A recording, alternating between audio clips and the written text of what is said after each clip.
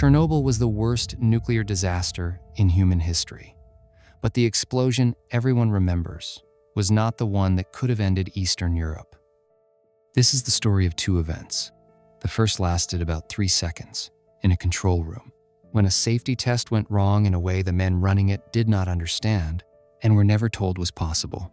The second came days later, beneath a burning reactor, when 3 men walked into radioactive water on purpose, knowing they might not walk back out.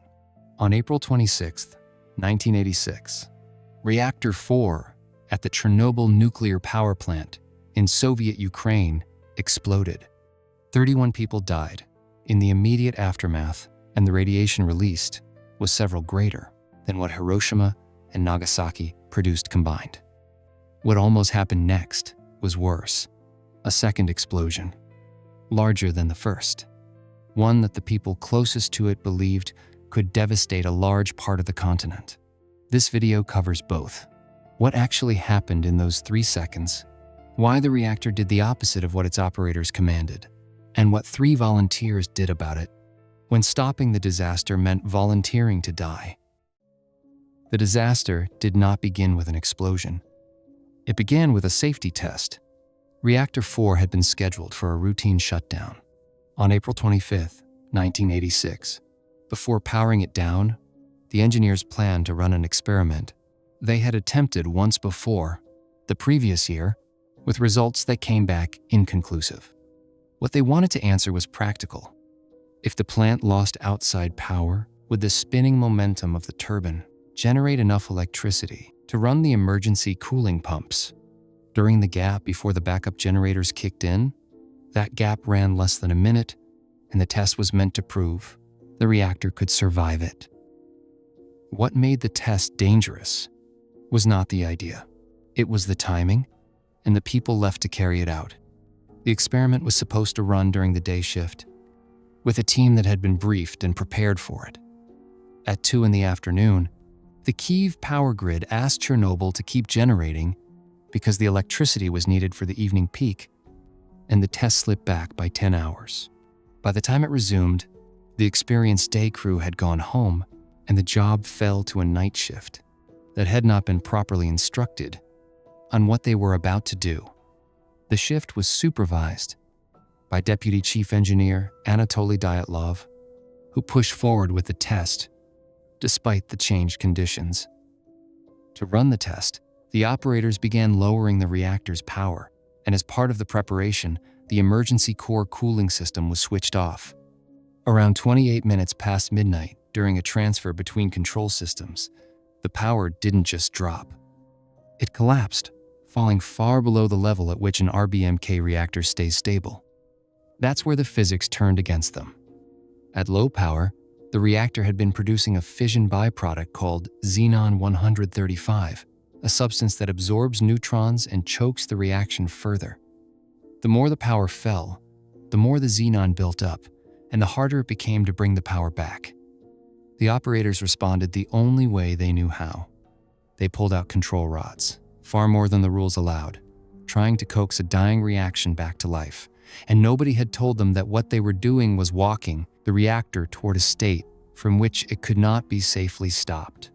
By 1 in the morning, the reactor was running, but barely. Held in an unstable condition, the men in the control room did not fully recognize. They had no warning. The design itself was hiding the danger from them. At 23 minutes and 44 seconds past 1 in the morning, an operator pressed the emergency shutdown button. It was labeled AZ5.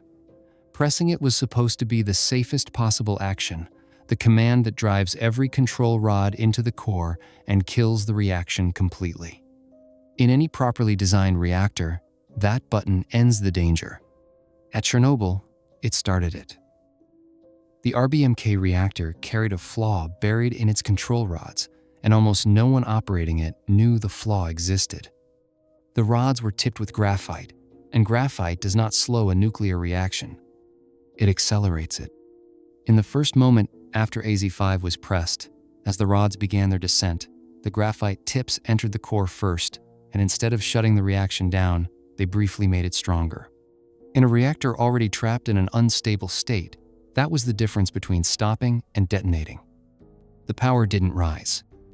It spiked, climbing to many times the reactor's maximum in the space of a few seconds. The fuel shattered. Superheated fragments hit the cooling water and flashed it into steam with enormous force, and the pressure had nowhere to go. 2 explosions followed, seconds apart. The first was steam. The second blew the reactor apart from the inside and lifted the upper biological shield, a slab of steel and concrete weighing around 1,000 tons, clean off the top of the building. Burning graphite and fragments of nuclear fuel were thrown into the open air. The core of Reactor 4 was now exposed to the sky, and it was on fire. The men who caused it had done almost everything believing they were following a test procedure. They were not reckless saboteurs. They were operators who had not been told the safety button could function as a detonator, under the exact conditions they had been driven into. The official reviews would spend years arguing over how much blame belonged to the men and how much belonged to the design, and the conclusion settled, eventually, on both a flawed reactor in the hands of a crew who never knew how flawed it was. What none of them understood yet was that the explosion they had just survived was not the worst thing that could happen here. The fire on the roof was the visible disaster. The one forming underneath the reactor was the one that could have rewritten the map of Europe. In the days after the explosion, firefighters and crews fought the blaze from above, pouring thousands of tons of sand and boron onto the exposed core from helicopters. And that effort created a second problem nobody could see. The water used to fight the fires, along with water from the plant's own systems, had drained downward and collected in the basement levels directly beneath Reactor 4. Roughly 20 million liters of it pooled there, in the dark, directly below the wreckage. Above that water, the remains of the core were still melting. The nuclear fuel had fused into a mass of molten corium hot enough to burn straight through concrete, and it was sinking, slowly, floor by floor, toward the flooded basement. The danger was simple to state and almost impossible to overstate. If that molten mass reached the pooled water, the heat would flash millions of liters into steam instantly. A steam explosion of that scale, directly under an already destroyed reactor, would not have been a repeat of the first blast. The people assessing it believed it could be far larger, spreading radioactive material across a significant part of the continent and rendering a vast area of Europe uninhabitable. The water had to be removed before the fuel reached it. There were valves in the basement that could drain the pools, and the valves had to be opened by hand. The basement those valves sat in was flooded with intensely radioactive water in near total darkness. This was no longer a problem engineers could solve from a safe distance. Someone had to physically go down into it. On May 4th, 1986, 3 men volunteered to go into the water. Their names were 𝐸𝐿𝐸𝐻𝐸, Valery Bespalov, and Boris Baranov. Ananenko worked as a mechanical engineer and knew where the valves were. Bespalov was a senior engineer. Baranov, the oldest of the 3, was a shift supervisor. They were not soldiers, and they were not chosen at random. The mission needed someone who understood the plant's layout well enough to find specific valves in a flooded, pitch-black basement. While exposed to radiation levels everyone involved understood could be fatal. They were told that if they did not come back, their families would be looked after by the state.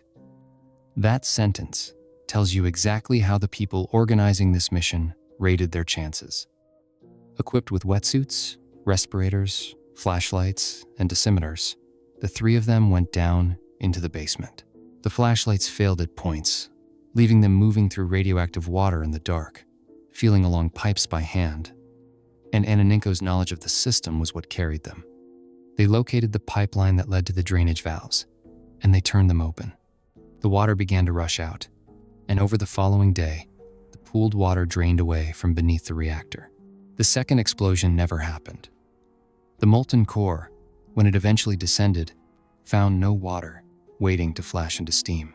A disaster the people closest to it believed could devastate a large part of Europe was stopped by 3 men with hand tools, working in the dark. Then comes the part that surprises almost everyone who hears this story. All 3 of them survived. The widespread version of the tale has them dying within days, and that version was even dramatized later.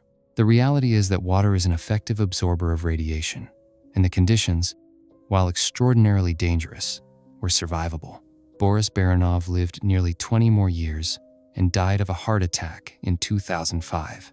Ananenko and Bespalov were still alive as of recent years.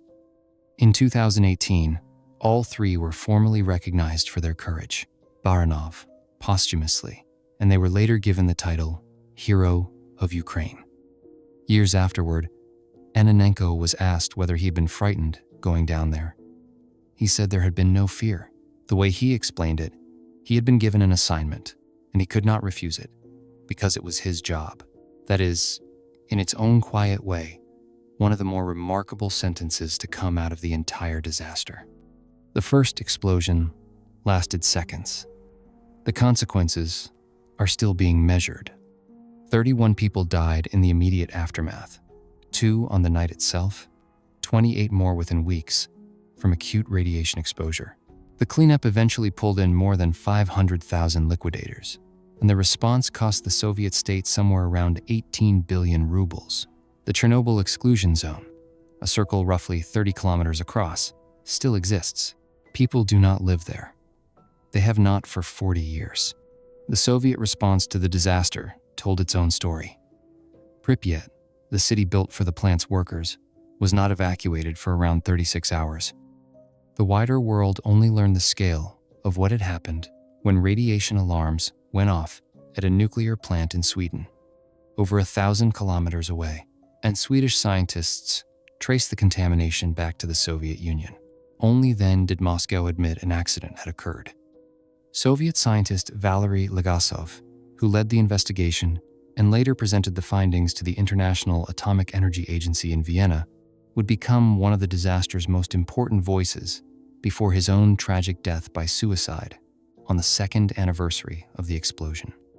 Mikhail Gorbachev would later say that Chernobyl, more than any of his own reforms, may have been what truly began the collapse of the Soviet Union. What stays, after the numbers, is the shape of the thing, a disaster caused by men who were following a procedure they had not been allowed to understand in a reactor whose most dangerous flaw was hidden from the people operating it. And a second disaster, larger than the first, stopped not by a system or a safeguard, but by 3 men who put on wetsuits and walked into the dark because someone had to.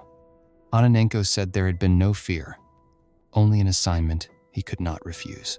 The reactor was designed so its operators could not see the danger in front of them. The 3 men in the basement saw theirs exactly, and went anyway. That contrast is the whole story. When you build something powerful enough to end a region, everything depends on who is standing in the room when it goes wrong, and what they decide to do in the few seconds they are given.